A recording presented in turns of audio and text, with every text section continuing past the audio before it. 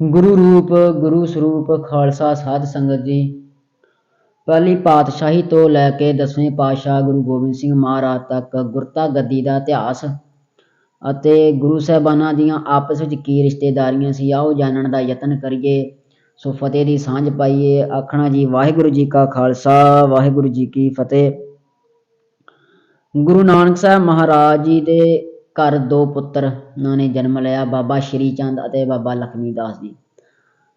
ਤੇ ਗੁਰਗੱਦੀ ਮਹਾਰਾਜ ਨੇ ਆਪਣੇ ਸਿੱਖ ਭਾਈ ਲਹਿਣੇ ਨੂੰ ਦਿੱਤੀ।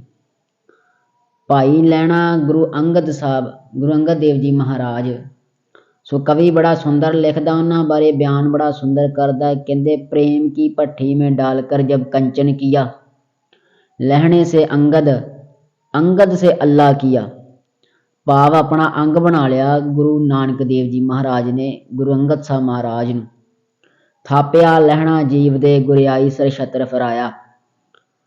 ਸੋ ਗੁਰੂ ਅੰਗਦ ਸਾਹਿਬ ਜੀ ਮਹਾਰਾਜ, ਉਹਨਾਂ ਦੇ ਦੋ ਪੁੱਤਰ ਸਨ, ਦੋ ਪੁੱਤਰੀਆਂ ਸਨ, ਬਾਬਾ ਦਾਤੂ ਜੀ ਤੇ ਬਾਬਾ ਦਾਸੂ ਜੀ।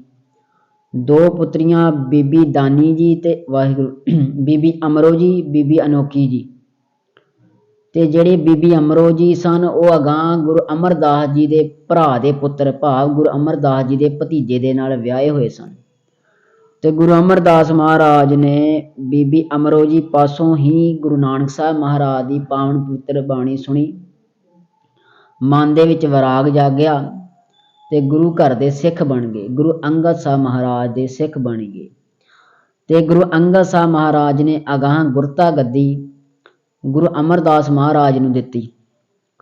ਗੁਰੂ ਅਮਰਦਾਸ ਮਹਾਰਾਜ ਦੇ 4 ਔਲਾਦਾਂ ਸਨ, 2 ਪੁੱਤਰ ਤੇ 2 ਪੁੱਤਰੀਆਂ, ਬਾਬਾ ਮੋਹਨ ਜੀ ਤੇ ਬਾਬਾ ਮੋਹਰੀ ਜੀ। ਤੇ 2 ਪੁੱਤਰੀਆਂ ਬੀਬੀ ਭਾਨੀ ਜੀ, ਬੀਬੀ ਦਾਨੀ ਜੀ। ਤੇ ਭਾਈ ਜੇਠਾ ਜੀ, ਜਿਨ੍ਹਾਂ ਨੂੰ ਗੁਰੂ ਰਾਮਦਾਸ ਮਹਾਰਾਜ ਆਪਾਂ ਆਖਦੇ ਹਾਂ ਸੋਢੀ ਸੁਲਤਾਨ ਪਿਤਾ, ਸੋਢੀਆਂ ਦੀ ਕੁਲ ਵਿੱਚੋਂ ਹੋਏ। ਤੇ ਗੁਰੂ ਅਮਰਦਾਸ ਜੀ ਦੀ ਪੁੱਤਰੀ ਦਾ ਆਨੰਦ ਕਾਰਜ, ਬੀਬੀ ਭਾਨੀ ਜੀ ਦਾ ਆਨੰਦ ਕਾਰਜ ਸ੍ਰੀ ਗੁਰੂ ਰਾਮਦਾਸ ਮਹਾਰਾਜ ਜੀ ਨਾਲ ਹੋਇਆ। ਤੇ ਬੀਬੀ ਦਾਨੀ ਦਾ ਆਨੰਦ ਕਾਰਜ ਭਾਈ ਰਾਮਾ ਜੀ ਨਾਲ ਹੋਇਆ। ਅਗਾਂਹ ਗੁਰਤਾ ਗੱਦੀ ਚੱਲੀ, ਪ੍ਰੀਖਿਆ ਹੋਈ ਭਾਈ ਰਾਮਾ ਜੀ ਤੇ ਗੁਰੂ ਰਾਮਦਾਸ ਮਹਾਰਾਜ ਦੇ ਵਿਚਕਾਰ।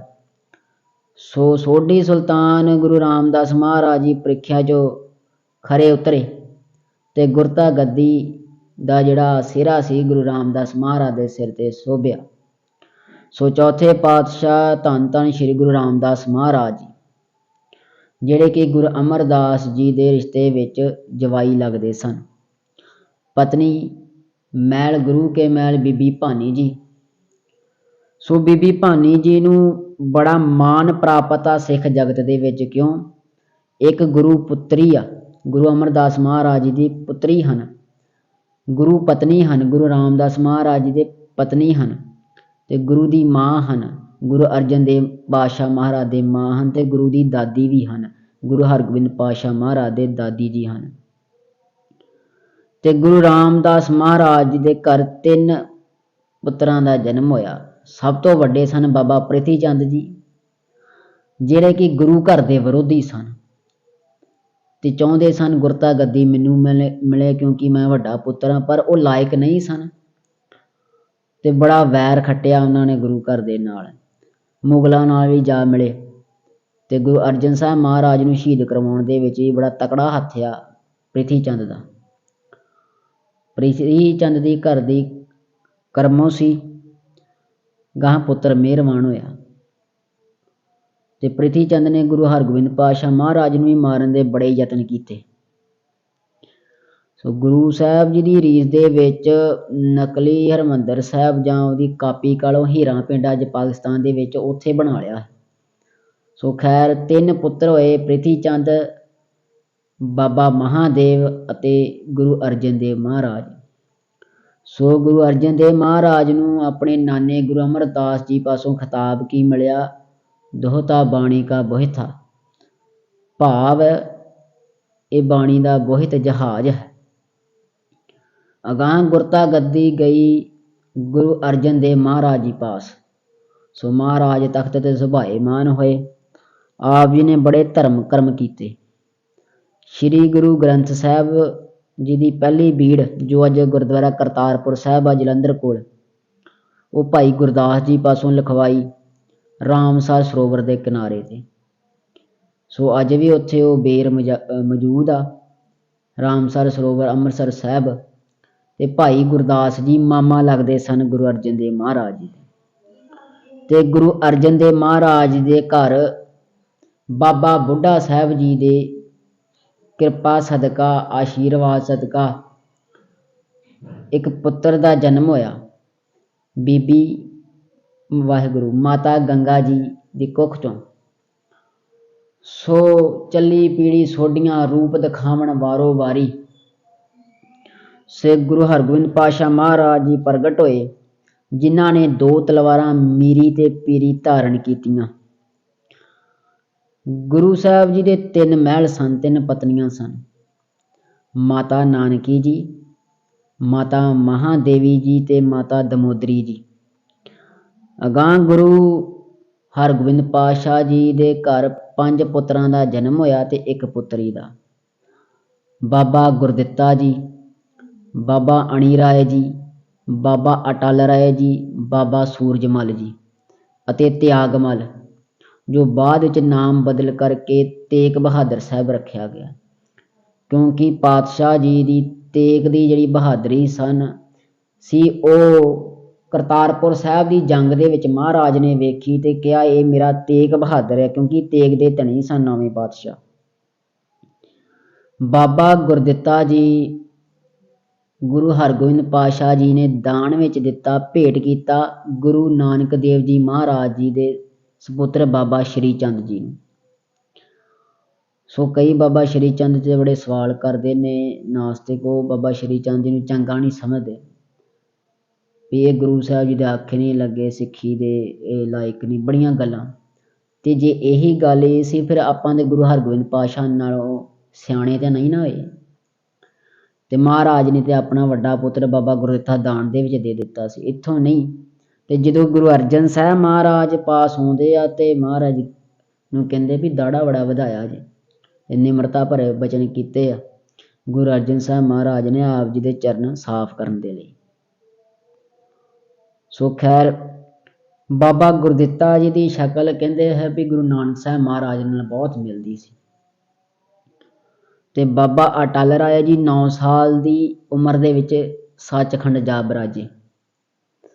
ਬਾਬਾ ਸੂਰਜਮਲ ਤੇ ਬਾਬਾ ਅਣੀ ਰਾਏ ਜੀ ਥੋੜ੍ਹੀ ਦੁਨਿਆਵੀ ਮੱਤ ਵਾਲੇ ਸਨ, ਦੁਨਿਆਵੀ ਗੱਲਾਂ 'ਚ ਦਿਲਚਸਪੀ ਜ਼ਿਆਦਾ ਰੱਖਦੇ ਸਨ। ਤੇ ਗੁਰੂ ਤੇਗ ਬਹਾਦਰ ਸਾਹਿਬ ਮਹਾਰਾਜ ਤਿਆਗ ਦੀ ਮੂਰਤ ਸਨ, ਭਗਤੀ ਦੇ ਵਿੱਚ ਲੀਨ ਰਹਿੰਦੇ ਸਨ। ਸੋ ਬਾਬਾ ਗੁਰਦਿੱਤਾ ਜੀ ਦੇ 2 ਪੁੱਤਰ ਹੋਏ, ਗੁਰੂ ਹਰ ਰਾਏ ਸਾਹਿਬ ਤੇ ਧੀਰਮਲ।